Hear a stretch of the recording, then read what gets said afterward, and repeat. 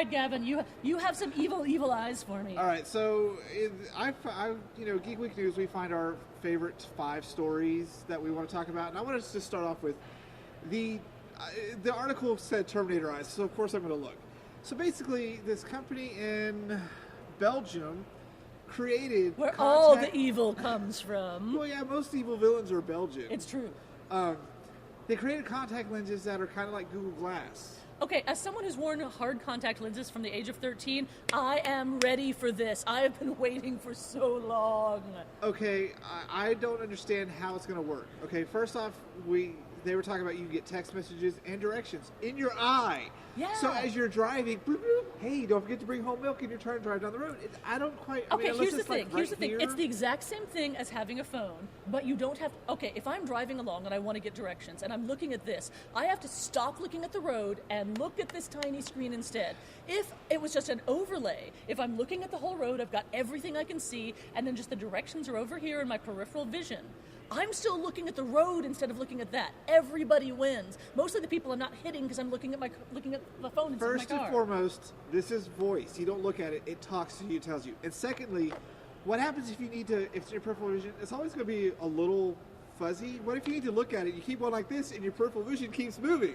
That's the exact same principle, though, as not texting and driving. That's the common sense aspect of it there, where it's going to be really, really useful. You're focused on the directions thing. There's so many things in normal everyday life that we're constantly staring down at our phones. Yeah. I would love it if I could maintain eye contact with someone while actually getting information about them. Imagine what this would be like on blind dates. If you've got an OkCupid date and you want to be able to look up information about this person, I'm just like, facial recognition. Oh, wow, he's got 7 felonies. Things I should know. Which you be all sneaky with it because it's not like you're wearing Google Glass. You're wearing these cool looking you just blink a whole lot, and every now and then twitch when you're trying to change the channel on it. So yeah, I think it'll be interesting to see where it goes. I'm just not quite sure why they want to do it that way. It's going to happen. Everyone's going to want them. We'll see. You know what? People thought the same thing about this kind of smartphone that you have right now. 10 years from now, everybody's going to want them. You know what else they're going to want? And I think these are awesome. It ties into the exact same thing. Did you see the diabetes diagnosing contacts? That's a fantastic use of that type of technology. Go tech! I want to live in your future. It's awesome. All right, so next up, San Diego Comic-Con has announced that they're only going to be selling one-day passes. And now I think this is a brilliant move on their part. He's wrong. I'm not wrong. Okay, you tell me why I'm wrong.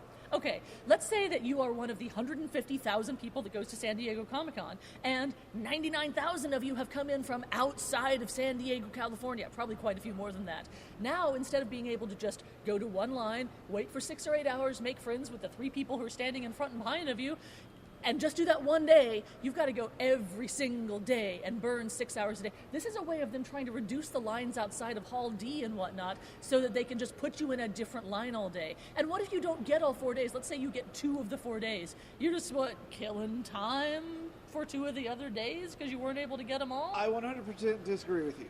One, I think single-day passes is going to allow more people to be able to attend because they sell out so quickly. And 2, it's going to force them to reevaluate their line policy. They're going to have a plan, like a fast pass system. They do not care with the line policy. They're going to have to relook at that. Because I disagree. Have you been to San Diego Comic-Con No, before? but I've seen all the images. It is the line ride. It's just non-stop line ride. You can go to 3, maximum of 4 things in a day, probably 2 to 3, in my experience. If you're doing this and suddenly, instead of being able to make it to the panels that you want to go to, for one thing, all your morning panels are shot at this point in time because you're going to just be waiting in a line the whole time to get your pass in order to go to things. It's ridiculous. It is completely ridiculous. Well, I guess we're going to see how it evolves and if they're going to keep it or not. We'll see what happens this year. We will totally see, and I will probably be right. I'm just telling you that right now. Yeah, because you're right so often with these things. I normally am. Gosh, I remember you saying something about how Agents of S.H.I.E.L.D. was going to be the best show ever, and Sleepy Hollow was going to be terrible. Next. All right, so I'm cautiously talking about this one because, one, I'm not a big Sailor Moon fan.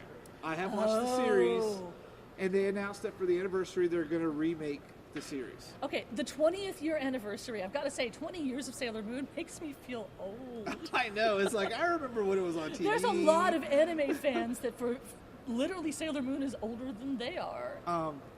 I find it very odd. So they really haven't released any information or Yeah. shown anything, but they announced that it is going to start July. Yeah, just in July. So at least we have a month. And it's going to be streaming on something called Nico Nico. So But do there's you nothing behind it. think that it's going to be a more adult Sailor Moon? I have a feeling it's going to go the more adult-friendly Sailor Moon. Because let's face it, all those fans grew up, and I have horrible memories of really big fat men wearing Sailor Moon outfits at anime conventions. So my experience with Sailor Moon hasn't been the best, and I have a feeling this is going to kind of go that almost creepy, pervy route. Yeah, I hope they don't. I honestly do. It would be nice if they did a strong female-driven anime that doesn't fall for the Catholic schoolgirl or High School of the Dead You know what? routine. While we're at it, I'd like a pony. Oh, I know. So I want to know what it's going to look like. They haven't released any images. We'll see. Because I'm really curious if they're going to stick with the same really basic iconography. Because at this point in time, you can instantly recognize anything from Sailor Moon. Are they going to change that I up? think Are they're they going to stick have with to. it? But my big question is, are they going to stick with the same storyline where we're women fighting? Oh no, we can't do it. Let's have a man save us. In comes Tuxedo Mask, solves everything. Are they going to do that every episode? Because let's Probably. face it, that was kind of lame. Probably. What else have we got? All right, so CES came and Microsoft announced that they're going to release Windows 9 next year. Now, I have Windows 8, and I have no problem with it because everything I use it on is touch-based. Yeah. It is a brilliant system for touch-based. I, on the other hand, have Windows 8, and nothing I use it on is touch-based, and it is appalling.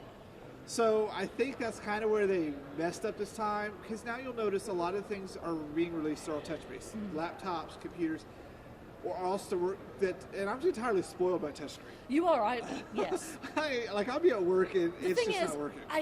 I appreciate where they're trying to go with that because, I mean, tablets are definitely the future, but almost every business environment you're going to be in, you're still on a basic $500 tower Yeah. desktop. A lot of people, rather than getting a tablet, because tablets can't replace all the functionality yet. I'm sure it will happen eventually.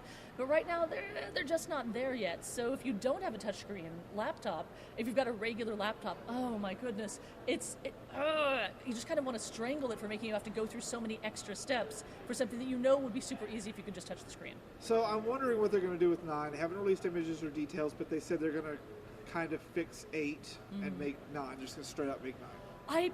I really wish that what they would do is acknowledge that they need different operating systems for the touchscreen versus the non-touchscreen platforms. There's nothing wrong with that. The hardware is intrinsically different. Work with it. Yeah, I think that would be a smart idea, but we'll see what's going to happen with 9. I like 8. I've never had a problem with it, so we'll see. But of course, I like to touch things.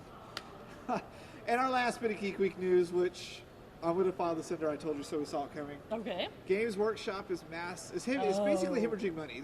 They lost about a quarter of their revenue. And I am not surprised. Guys. Here's the thing.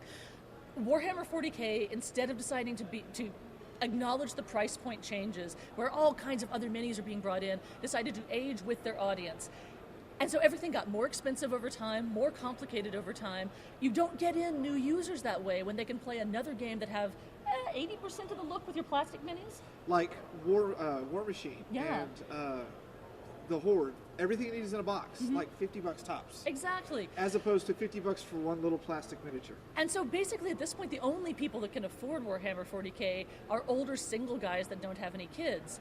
That's a really limited demographic. What you really need to do is get in people like him, or get in people like me, or get in anyone that really enjoys gaming instead of just really narrowing down on that demographic. I have zero sympathy for them for hemorrhaging money. I don't, because years ago I made a Tyranid army and I made a Necron army, and it cost me a pretty penny. I was going to say, and you could have had a house instead. Yeah, I probably could have bought a house with the money I spent on that, and I played the game twice. I think the game is brilliant. That's unfortunate. I love the universe, but you price yourself to the point where it's not really relevant. I'll switch to the board games. Yeah. Like well, the I other have- thing is, especially in gaming, the whole idea of like elite boutique gaming, that's not how gamers think in general. The whole point of gaming is to get out and be social and do things with other people. We're at a gaming convention today.